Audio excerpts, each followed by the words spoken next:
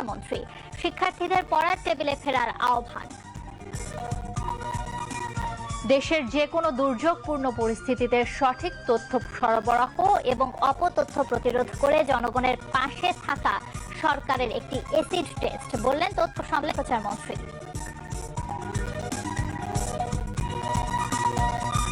দেশের ৮টি জেলায় বন্যা দুর্গত এলাকায় খাদ্য বান্ধব কর্মসূচির পাশাপাশি রাস্তাঘাট মেরামত সহ ক্ষতিগ্রস্তদের পুনর্বাসনে প্রয়োজনীয় ব্যবস্থা গ্রহণের নির্দেশ দেওয়া হয়েছে। প্রেস ব্রিফিংয়ে দুর্যোগ ব্যবস্থাপনা ও ত্রাণ মন্ত্রী। রাঙামাটি ও বান্দরবানে বন্যা পরিস্থিতির কিছুটা উন্নতি। পানি নেমে যাওয়ায় বান্দরবানের সাথে সারা দেশের সড়ক যোগাযোগ স্বাভাবিক। সংসদে যে জুলাই সনদ স্বাক্ষরিত হয়েছে তার ভিত্তিতে সংবিধান সংশোধন করা হবে, ব্রিফিংয়ে জানালেন তথ্য সম্প্রচার উপদেষ্টা।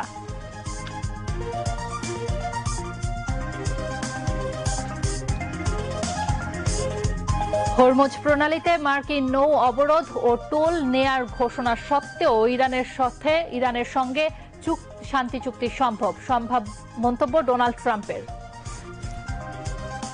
এবং বিশ্বকাপ ফুটবলের প্রথম সেমিফাইনালে আজ রাত ১টায় ফ্রান্স খেলবে স্পেনের বিপক্ষে এবং আগামীকাল রাত ১টায় দ্বিতীয় সেমিফাইনালে ইংল্যান্ডের প্রতিপক্ষ আর্জেন্টিনা। আসসালামু আলাইকুম। রাত ৮টার সংবাদে আমন্ত্রণ জানাচ্ছি আমি তানজিনা জাহান। এতক্ষণ সংবাদ শিরোনাম শুনলেন, এবার বিস্তারিত। প্রধানমন্ত্রী তারেক রহমান বলেছেন, যারা উদ্যোক্তা বা উদ্যোক্তা হতে চান তাদের পাশে থাকবে সরকার। আজ ঢাকা বিশ্ববিদ্যালয়ের নবাব নওয়াব আলী চৌধুরী সিনেট ভবনে তারুণ্য, স্টার্টআপ ও সম্ভাবনার বাংলাদেশ শীর্ষক বিশেষ অনুষ্ঠানে প্রধানমন্ত্রী একথা বলেন। তারেক রহমান বলেন, সরকার সর্বোচ্চ শক্তি দিয়ে উদ্যোক্তাদের সহযোগিতা করবে যাতে তারা নিজেদের উদ্যোগের মাধ্যমে দেশ ও মানুষের কল্যাণে অবদান রাখতে পারেন। অনুষ্ঠানে জাতীয় স্টার্টআপ ও উদ্যোক্তা প্ল্যাটফর্ম উদ্বোধন করেন প্রধানমন্ত্রী এবং উদ্যোক্তাদের হাতে অনুদানের চেক তুলে দেন। খোরশেদ আলমের রিপোর্ট, ক্যামেরায় ছিলেন মোহাম্মদ মনিরুজ্জামান। তরুণদের উদ্ভাবনী চিন্তা, সৃজনশীলতা ও উদ্যোক্তার সম্ভাবনাকে জাতীয় উন্নয়নের মূলধারায় সম্পৃক্ত করতে ঢাকা বিশ্ববিদ্যালয়ে তারুণ্য, স্টার্টআপ ও সম্ভাবনার বাংলাদেশ শীর্ষক অনুষ্ঠানের আয়োজন। মঙ্গলবার সকালে স্টার্টআপে গর্ব দেশ, সবার আগে বাংলাদেশ স্লোগানে বিশ্ববিদ্যালয়ের নবাব নওয়াব আলী চৌধুরী সিনেট ভবনে বিশেষ আয়োজনে প্রধান অতিথি হিসেবে যোগ দেন প্রধানমন্ত্রী তারেক রহমান। অনুষ্ঠানে তথ্য ও প্রযুক্তি বিভাগের সাথে তরুণ উদ্যোক্তাদের সংযোগ স্থাপন, প্রয়োজনীয় রিসোর্স নিশ্চিতকরণ এবং সার্বিক সহযোগিতার লক্ষ্যে জাতীয় স্টার্টআপ ও উদ্যোক্তা প্ল্যাটফর্ম উদ্বোধন করেন প্রধানমন্ত্রী।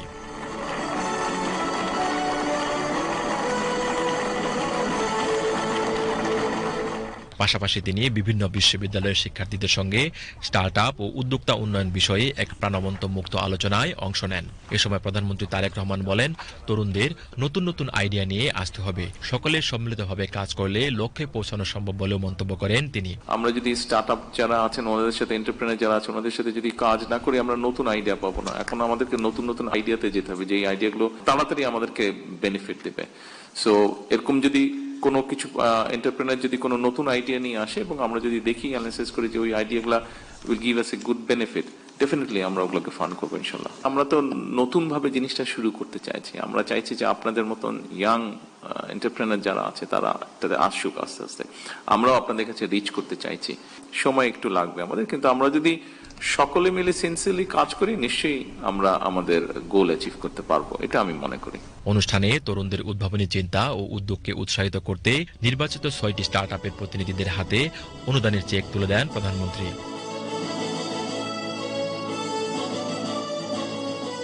দেশের ঐতিহ্য জামদানি নিয়ে কাজ করা প্রতিষ্ঠান রাফিয়া ফ্যাশন হাউসের প্রতিষ্ঠাতা লুৎফুন্নেসা মেঘনা তার নিজের প্রতিষ্ঠানের জন্য মন্ত্রণালয় থেকে অনুদান প্রাপ্তির আবেদন প্রধানমন্ত্রীর সামনে উপস্থাপন করলে প্রধানমন্ত্রী তাৎক্ষণিকভাবে তার হাতেও একটি অনুদানের চেক তুলে দেন।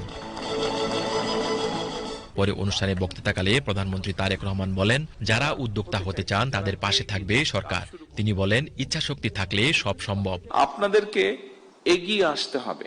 আপনারা আজকে যারা এন্টারপ্রেনার হবেন, যারা হতে চাইছেন, যারা হয়ে গিয়েছেন, কাজ শুরু করেছেন, এখানে বেশ কয়েকজনকে আমরা দেখেছি যারা বেশ কিছু দূর এগিয়ে গিয়েছেন এবং এগিয়ে গিয়ে যারা মানুষ, সমাজ, সামগ্রিকভাবে দেশের উপকার করছেন।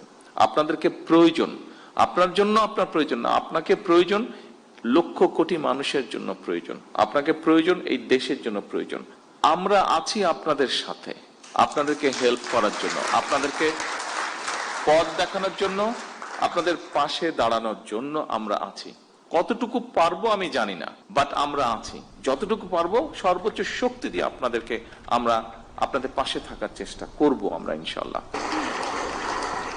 অনুষ্ঠানে বিশেষ অতিথি হিসেবে বক্তব্য দেন ডাক, টেলিযোগাযোগ ও তথ্য প্রযুক্তি মন্ত্রী ফকির মাহবুব আনাম এবং প্রধানমন্ত্রীর ডাক, টেলিযোগাযোগ ও তথ্য প্রযুক্তি বিষয়ক উপদেষ্টা রেহান আসিফ আসাদ। অনুষ্ঠানে আরও বক্তব্য দেন ঢাকা বিশ্ববিদ্যালয়ের উপাচার্য অধ্যাপক ডক্টর ABM উবাইদুল ইসলাম, তথ্য ও যোগাযোগ প্রযুক্তি বিভাগের ভারপ্রাপ্ত সচিব মোহাম্মদ মামুনুর রশিদ ভূঁইয়া এবং ঢাকা বিশ্ববিদ্যালয়ের অধ্যাপক ডক্টর মোহাম্মদ মুর্শেদ হাসান খান। পরে সিনেট ভবনে স্টার্টআপ প্রতিষ্ঠানগুলোর বিভিন্ন স্টল ঘুরে দেখেন প্রধানমন্ত্রী তারেক রহমান এবং উদ্যোক্তাদের সঙ্গে মতবিনিময় করেন।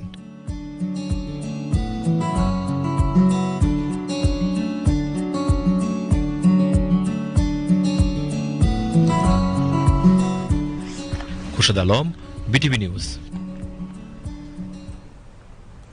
প্রধানমন্ত্রী তারেক রহমানের সঙ্গে দেশের স্বেচ্ছাসেবী সংগঠন বিডি ক্লিন এর ৩ সদস্য বিশিষ্ট একটি প্রতিনিধি দল সৌজন্য সাক্ষাৎ করেছেন।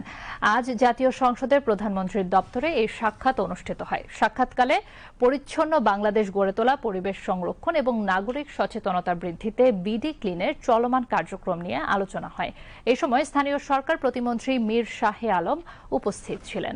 সাক্ষাৎকালে প্রধানমন্ত্রী পরিচ্ছন্ন ও বাসযোগ্য বাংলাদেশ গড়ে তুলতে বিডি ক্লিনের স্বেচ্ছাসেবকদের অবদানের প্রশংসা করেন এবং এ ধরনের জনসচেতনতামূলক কার্যক্রম আরও সম্প্রসারণের উপর গুরুত্ব আরোপ করেন। এ সময় বিডি ক্লিনের প্রতিনিধিরা প্রধানমন্ত্রীর নেতৃত্বে রাজধানী ঢাকাকে আরও পরিচ্ছন্ন, বাসযোগ্য ও পরিবেশ বান্ধব নগরী হিসেবে গড়ে তুলতে সর্বাত্মক কাজ করার প্রত্যয় ব্যক্ত করেন। জাতীয় সংসদে আজ বগুড়া বিজ্ঞান ও প্রযুক্তি বিশ্ববিদ্যালয় আইন 2001 রহিতপূর্বক বগুড়া বিশ্ববিদ্যালয় বিল 2026 পাশ হয়েছে। শিক্ষামন্ত্রী ডক্টর আ.ন.ম এহসানুল হক মিলন বিলটি পাশের প্রস্তাব করলে তা সর্বসম্মতিক্রমে পাশ হয়। এর আগে ডেপুটি স্পিকার ব্যারিস্টার কায়সার কামালের সভাপতিত্বে সংসদের আজকের বৈঠক শুরু হয়। দুর্যোগপূর্ণ আবহাওয়া থেকে এসএসসি ও এইচএসসি পরীক্ষা এগিয়ে আনতে এবছর এ দুটি পরীক্ষা 1 মাস এগিয়ে শুরু করা হয়েছে। জাতীয় সংসদে আজ প্রশ্নোত্তর পর্বে এক প্রশ্নের জবাবে শিক্ষামন্ত্রী ডক্টর আ.ন.ম এহসানুল হক মিলন কথা বলেন। এক প্রশ্নের জবাবে শিক্ষামন্ত্রী বলেন, ফ্যাসিস্ট সরকারের আমলে শিক্ষকদের অবসর ভাতা ও কল্যাণ ভাতার বরাদ্দ তছরূপ করা হয়েছিল। তিনি বলেন, সরকার 25,000 শিক্ষককে যাচাই বাছাই শেষে দ্রুততম সময়ের মধ্যে অবসর ভাতা ও কল্যাণ ভাতা পরিশোধের ব্যবস্থা গ্রহণ করেছে। অপর এক প্রশ্নের জবাবে শিক্ষামন্ত্রী বলেন, পদার্থবিজ্ঞান বিষয়ের ভুল প্রশ্নের জন্য পরীক্ষার্থীরা পূর্ণ নম্বর পাবে। সমস্যা হওয়া কেন্দ্রে প্রয়োজনে পুনরায় পরীক্ষা নেওয়া হবে। সমাজ কল্যাণ প্রতিমন্ত্রী ফারজানা শারমিন এক প্রশ্নের জবাবে বলেন, পরীক্ষামূলক প্রকল্পের মাধ্যমে ফ্যামিলি কার্ডের সুবিধা প্রদান করা হচ্ছে। প্রকল্পের ত্রুটি বিচ্যুতি চিহ্নিত ও সমাধান করে দ্রুততম সময়ের মধ্যে দেশব্যাপী ফ্যামিলি কার্ড সুবিধা প্রদান করা হবে। জাতীয় সংসদে আজ কাতারের সাবেক আমিরের মৃত্যুকে শোক প্রস্তাব গ্রহণ করা হয়। চিফ হুইপ মোহাম্মদ নুরুল ইসলাম এই শোক প্রস্তাব উত্থাপন করেন। জাতীয় সংসদে জরুরি জনগুরুত্ব সম্পন্ন বিষয়ে মনোযোগ আকর্ষণ এবং এর আওতায় 3টি নোটিশের উপর আলোচনা অনুষ্ঠিত হয়। এতে আন্না মিন্স, রফিকুল ইসলাম জামাল এবং রুমিন ফারহানা অংশ নেন। শেষ খবর পাওয়া পর্যন্ত সংসদের বৈঠক চলছিল। তথ্য ব্যবস্থাপনাকে অক্সিজেন এর সাথে তুলনা করে তথ্য ও সম্প্রচার মন্ত্রী জহিরুদ্দিন স্বপন বলেছেন, দেশের যে কোনো দুর্যোগপূর্ণ পরিস্থিতিতে সঠিক তথ্য সরবরাহ এবং অপতথ্য প্রতিরোধ করে জনগণের পাশে থাকাই সরকারের জন্য একটি এসিড টেস্ট। দুপুরে সচিবালয়ে তথ্য ও সম্প্রচার মন্ত্রণালয়ের সভাকক্ষে জেলা তথ্য কর্মকর্তাদের সাথে বন্যা কবলিত এলাকায় করণীয় সংক্রান্ত ব্রিফিংয়ে তিনি একথা বলেন। এ সময় দেশের সব জেলা তথ্য কর্মকর্তারা ভার্চুয়ালি যুক্ত ছিলেন। দুর্যোগের সময় সরকারি তৎপরতার সঠিক চিত্র তুলে ধরে জনগণের সাথে সরাসরি সংযোগ স্থাপন করতে এবং প্রতিদিনের কাজের হিসাব দিতে জেলা তথ্য কর্মকর্তাদের নির্দেশ দেন তিনি। ব্রিফিংয়ে তথ্য ও সম্প্রচার মন্ত্রণালয়ের প্রতিমন্ত্রী ইয়াসের খান চৌধুরী, প্রধানমন্ত্রীর তথ্য উপদেষ্টা ডাক্তার জাহিদুর রহমান, মন্ত্রণালয়ের সচিব মাহবুবা ফারজানা, প্রধান তথ্য কর্মকর্তা সৈয়দ আবদাল আহমদ এবং গণযোগাযোগ অধিদপ্তরের মহাপরিচালক MA জলিল সহ সংশ্লিষ্ট ঊর্ধ্বতন কর্মকর্তারা উপস্থিত ছিলেন।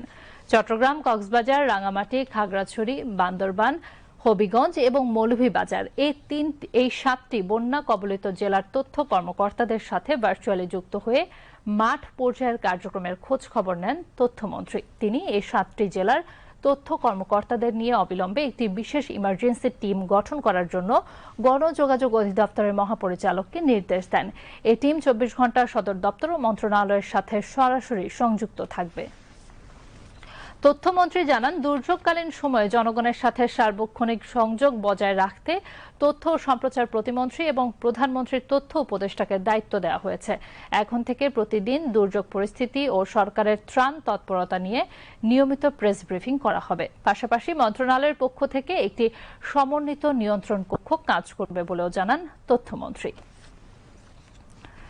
দেশের 8টি জেলায় বন্যা দুর্গত এলাকায় খাদ্য বান্ধব কর্মসূচির পাশাপাশি রাস্তাঘাট মেরামত সহ ক্ষতিগ্রস্তদের পুনর্বাসনে প্রয়োজনীয় ব্যবস্থা গ্রহণের নির্দেশনা দেওয়া হয়েছে বলে জানিয়েছেন দুর্যোগ ব্যবস্থাপনা ও ত্রাণ মন্ত্রী আসাদুল হাবিব দুলু। তিনি আজ সচিবালয়ে তথ্য অধিদপ্তরের সম্মেলন কক্ষে দেশের বিভিন্ন অঞ্চলে সাম্প্রতিক ভারী বৃষ্টিপাত ও পাহাড়ি ঢলের কারণে সৃষ্ট বন্যাজনিত দুর্যোগে জরুরি সারাদান সমন্বয় সংক্রান্ত প্রেস ব্রিফিংয়ে এসব কথা জানান। এ সময় কৃষিমন্ত্রী মোহাম্মদ আমিন উর রশিদ, স্বাস্থ্য পরিবার কল্যাণ মন্ত্রী সর্দার মোহাম্মদ সাখাওয়াত হোসেন, পানি সম্পদ প্রতিমন্ত্রী ফরহাদ হোসেন আজাদ এবং দুর্যোগ ব্যবস্থাপনা ও ত্রাণ প্রতিমন্ত্রী M ইকবাল হোসেন উপস্থিত ছিলেন। দুর্যোগ ব্যবস্থাপনা ও ত্রাণ মন্ত্রী বলেন, জরুরি ভিত্তিতে দুর্গত এলাকার ক্ষয়ক্ষতি নিরূপণের পাশাপাশি ক্ষতিগ্রস্ত অবকাঠামো মেরামত ও ক্ষতিগ্রস্ত পরিবারগুলোকে চিহ্নিত করে দীর্ঘমেয়াদী পুনর্বাসনের উদ্যোগ নেওয়া হয়েছে। কার্য পরিচালনার জন্য 1,75,00,000 টাকা আমরা তাৎক্ষণিক বরাদ্দ দিয়েছি। 3,250 মেট্রিক টন চাল বরাদ্দ দেওয়া হয়েছে, শুকনা খাবার দেওয়া হয়েছে এবং এর বাইরে মাননীয় প্রধানমন্ত্রী তার ত্রাণ ভান্ডার থেকে প্রত্যেক জেলায় 20 লক্ষ টাকা অতিরিক্ত বরাদ্দ দিয়েছেন। এবং এই কার্যক্রমগুলো যেগুলো আশ্রয় কেন্দ্র রয়েছে সেগুলোতে আমাদের তৈরি খাবার দেওয়া হচ্ছে, শুকনো খাবার পরিবেশন করা হচ্ছে। ক্ষতিগ্রস্ত পরিবারগুলোকে পুনর্বাসনের জন্য যেগুলো রাস্তাঘাট ক্ষতিগ্রস্ত হয়েছে, সড়ক জনপথ, তারা সেটা মেরামত করবে অল্প সময়ের মধ্যে। স্থানীয় সরকার মন্ত্রণালয়ের আওতাধীন যে সমস্ত সড়ক তারা সেটা মেরামত করবে। আমরা আমাদের মন্ত্রণালয় থেকে যদি কাঁচা সড়ক থেকে থাকে সেগুলোকে আমরা কাবিটা দিয়ে মেরামত করব। এবং খাদ্য মন্ত্রণালয় থেকে জরুরি ভিত্তিতে এই সমস্ত জায়গাগুলো খাদ্য বান্ধব কর্মসূচি চলমান থাকবে। প্রেস ব্রিফিংয়ে মাঠ পর্যায়ের সব ধরনের ছুটি বাতিল সহ বন্যা কবলিত এলাকায় চিকিৎসা সেবা নিশ্চিত করা হয়েছে বলে জানিয়ে স্বাস্থ্যমন্ত্রী বলেন, ইতিমধ্যে 7,29,000 বিশুদ্ধকরণ ট্যাবলেট ও স্যালাইন এবং সাপে কাটার প্রতিষেধক সহ প্রয়োজনীয় ঔষধ সরবরাহ করা হয়েছে। এ সময় পানি সম্পদ প্রতিমন্ত্রী গত জুলাই থেকে অতি ভারী বৃষ্টিপাতের কারণে চট্টগ্রাম ও কক্সবাজার সহ বিভিন্ন জেলায় জলাবদ্ধতা নিরসনের নানামুখী উদ্যোগ গ্রহণের কথা জানিয়ে বলেন, আগামী 48 ঘণ্টার মধ্যে বাস্তব অবস্থার প্রেক্ষিতে ক্ষতিগ্রস্ত বাঁধ নির্মাণের নির্দেশ দেওয়া হয়েছে। এছাড়া কৃষিমন্ত্রী চলমান বন্যা দুর্গত এলাকায় ক্ষতিগ্রস্ত কৃষকদের গরু ছাগলের খামারে গোখাদ্য ও গো রোগের প্রতিষেধক এবং চাষযোগ্য জমিতে ধানের চারা সহ অন্যান্য সহায়তা দেওয়ার জন্য স্থানীয় ব্লক পর্যায়ে কর্মকর্তাদের প্রয়োজনীয় পদক্ষেপ গ্রহণের নির্দেশ দেওয়া হয়েছে। টানা বর্ষণ ও পাহাড়ি ঢলে দেশের বিভিন্ন জেলায় বন্যা পরিস্থিতি এখনো উদ্বেগজনক। কোথাও পানি কমতে শুরু করলেও নতুন করে বৃষ্টির কারণে কিছু এলাকায় বেড়েছে দুর্ভোগ। বন্যা দুর্গত এলাকায় সরকারি ও বেসরকারিভাবে ত্রাণ তৎপরতা অব্যাহত রয়েছে। সারা দেশের বন্যা ও জলাবদ্ধতার সর্বশেষ পরিস্থিতি নিয়ে সীমা শারমিনের প্রতিবেদন। টানা ভারী বর্ষণ ও পাহাড়ি ঢলে দেশের বিভিন্ন অঞ্চলে বন্যা পরিস্থিতি এখনো পুরোপুরি স্বাভাবিক হয়নি। যদিও কয়েকটি জেলায় পানি ধীরে ধীরে কমতে শুরু করেছে, তবে দক্ষিণ পূর্ব অঞ্চলের বেশ কয়েকটি এলাকায় এখনো পানিবন্দী লাখো মানুষ।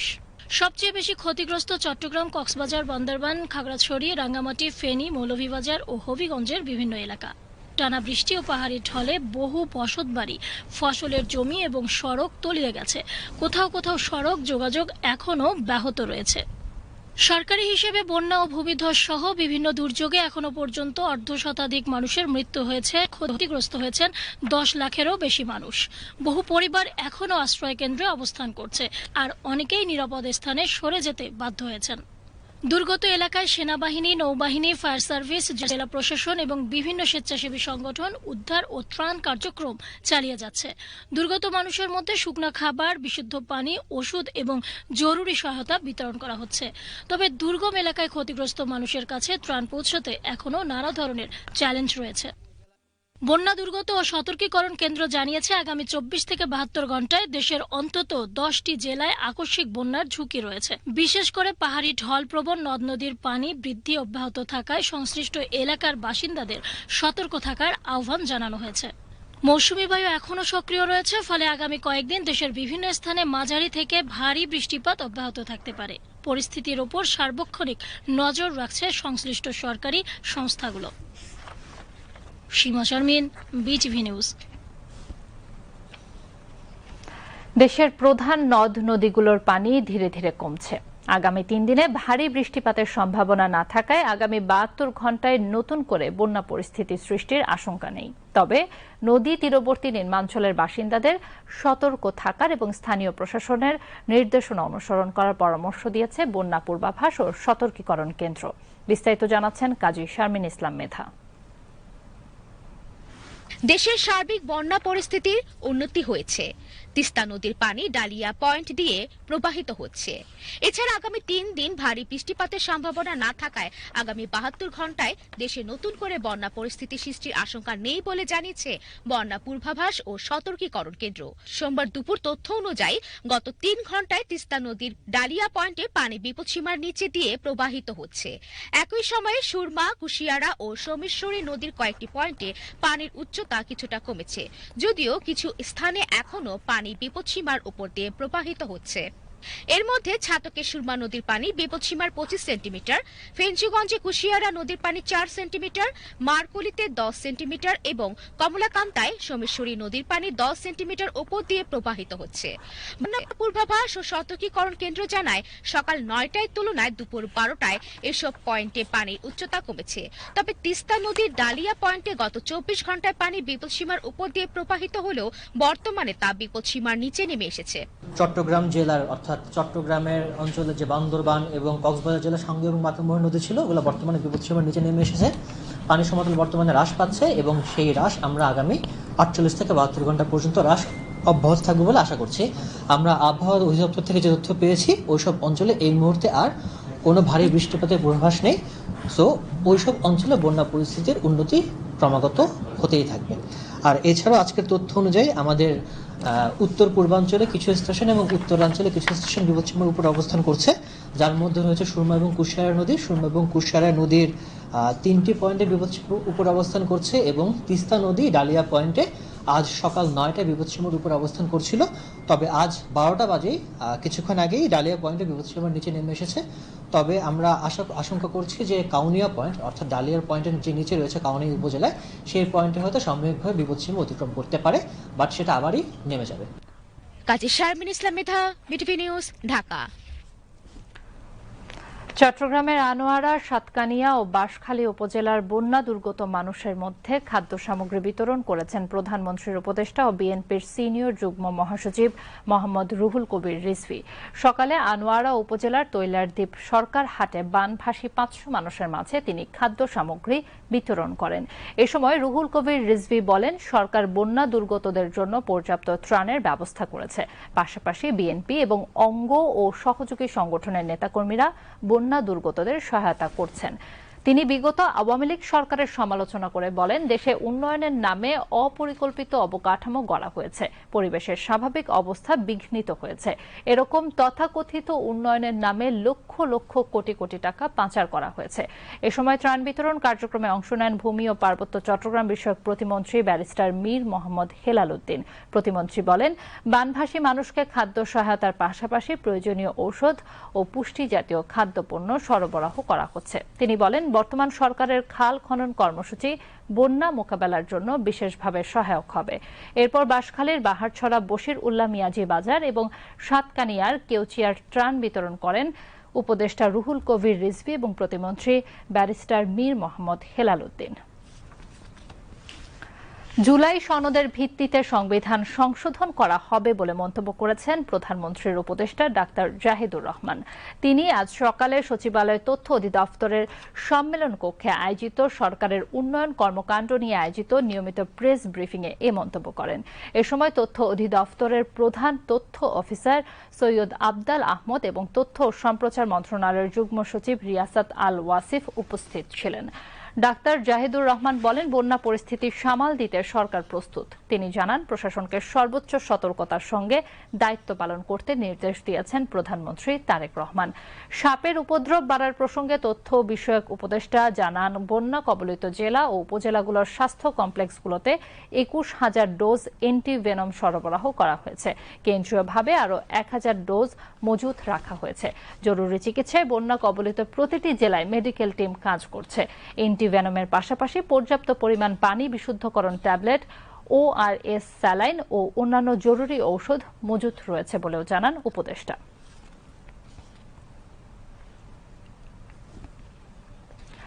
আজ প্রধানমন্ত্রীর উপদেষ্টা নজরুল ইসলাম খানের সঙ্গে সৌজন্য সাক্ষাৎ করেছেন বাংলাদেশে নিযুক্ত মার্কিন রাষ্ট্রদূত ব্রেন্ট টি ক্রিস্টেনসেন। প্রধানমন্ত্রীর কার্যালয়ে অনুষ্ঠিত এই বৈঠকে বাংলাদেশ ও যুক্তরাষ্ট্রের পারস্পরিক স্বার্থ সংশ্লিষ্ট বিভিন্ন বিষয়ের পাশাপাশি কৃষি খাতের সহযোগিতা জোরদারের বিষয়টি গুরুত্ব পায়। বৈঠকে নজরুল ইসলাম খান বাংলাদেশের কৃষি উন্নয়নে শহীদ রাষ্ট্রপতি জিয়াউর রহমানের সময়োপযোগী পরিকল্পনা ও অবদানের কথা তুলে ধরেন। একই সঙ্গে তিনি দেশীয় উন্নত ধান, আম, কাঁঠাল, কলা সহ বিভিন্ন মানসম্মত কৃষি পণ্যের উৎপাদন সক্ষমতার কথা উল্লেখ করে কৃষি গবেষণা, প্রযুক্তি, তথ্য বিনিময় এবং দক্ষতা উন্নয়নের দুই দেশের মধ্যে আরও ঘনিষ্ঠ সহযোগিতার আহ্বান জানান। পাশাপাশি বাংলাদেশের উৎকৃষ্ট কৃষি পণ্য যুক্তরাষ্ট্রের রপ্তানির সম্ভাবনা সম্প্রসারণে আগ্রহ প্রকাশ করেন তিনি। জবাবে মার্কিন রাষ্ট্রদূত ব্রেন্ট টি ক্রিস্টেনসেন কৃষি খাতে বাংলাদেশের অগ্রগতির প্রশংসা করেন এবং কৃষি খাতে যুক্তরাষ্ট্রের সহযোগিতা অব্যাহত রাখার আগ্রহ ব্যক্ত করেন। একই সঙ্গে বাংলাদেশের কৃষি পণ্য যুক্তরাষ্ট্রের বাজারে রপ্তানির সম্ভাবনাও ইতিবাচকভাবে তুলে ধরেন। বৈঠকে উভয় দেশের কর্মকর্তাগণ উপস্থিত ছিলেন। এবারে আন্তর্জাতিক সংবাদ।